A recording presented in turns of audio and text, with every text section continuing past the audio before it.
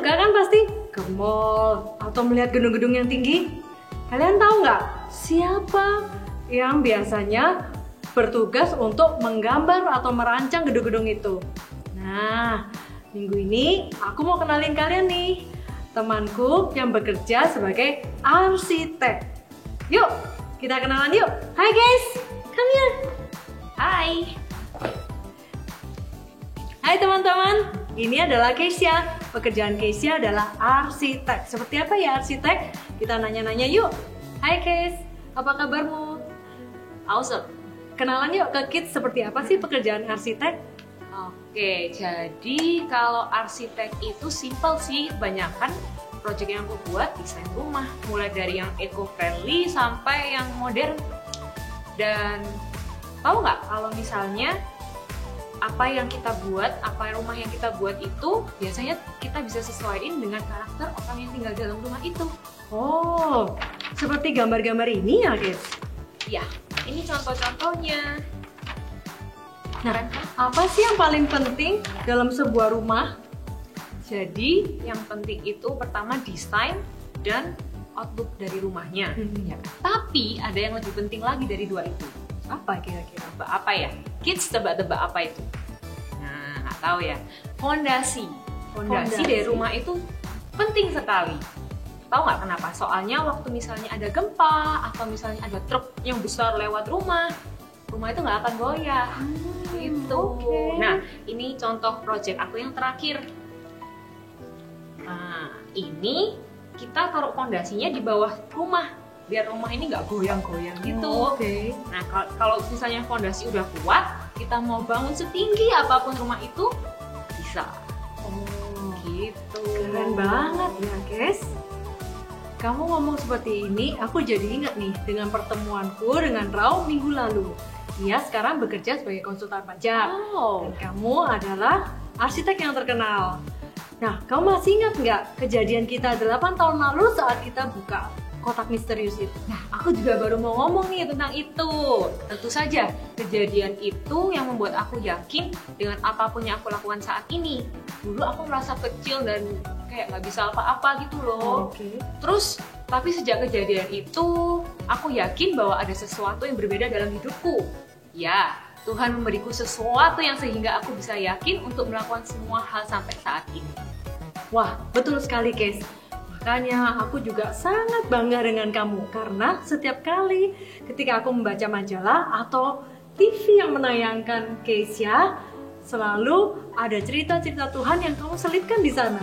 Jadi gini sih, sejak kita yang 8 tahun lalu itu, setelah kita memuji Tuhan, aku sangat yakin dan mendapatkan sesuatu dari Tuhan Yesus. Apa itu guys?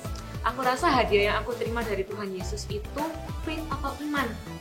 Iman yang membuat aku yakin untuk melangkah dan memberikan tentang kebaikannya dalam hidupku. Kalau aku pikir-pikir ya, iman itu sama seperti fondasi loh. Ibarat rumah, bangunan yang besar dan tinggi itu adalah jalan kehidupanku. Tapi aku tidak akan bisa berdiri sekuat itu kalau nggak ada fondasi.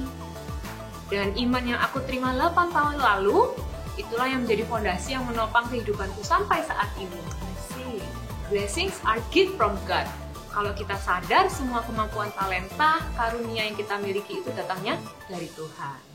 Nah, makanya setiap kali aku bertemu dan ngobrol dengan orang lain, aku nggak mau lupa untuk menyebutkan kebaikan Tuhan dalam hidupku. Wow, kids, banyak ya yang kita pelajari dari Miss Keisha hari ini.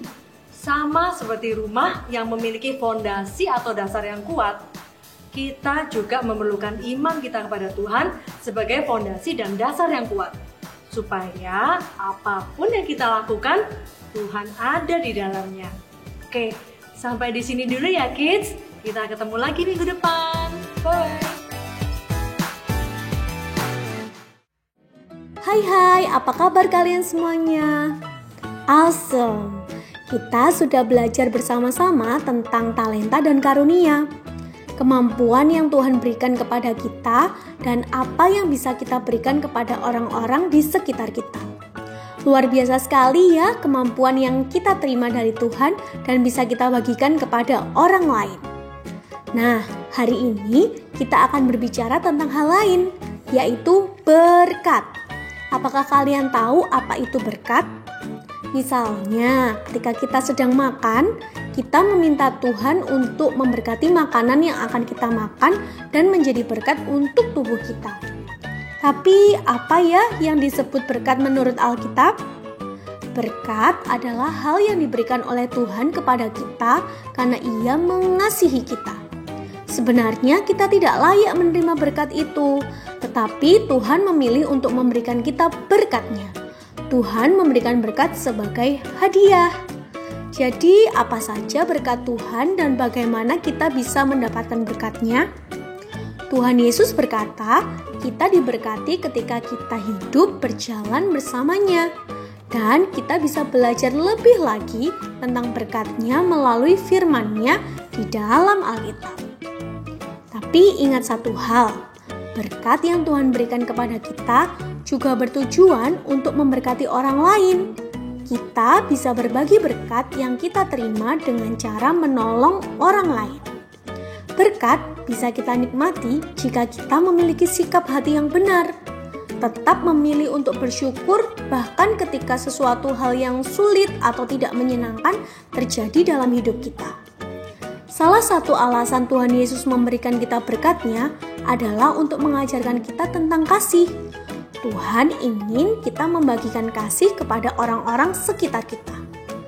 Yang harus selalu kita miliki adalah beatitudes, atau sikap hati yang selalu bersyukur kepada Tuhan, agar kita bisa selalu sadar bahwa segala hal terjadi karena kebaikan Tuhan.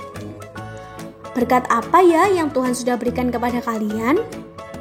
Jangan lupa untuk bersyukur ya kids. Yuk katakan bersama-sama, blessings are gifts from God.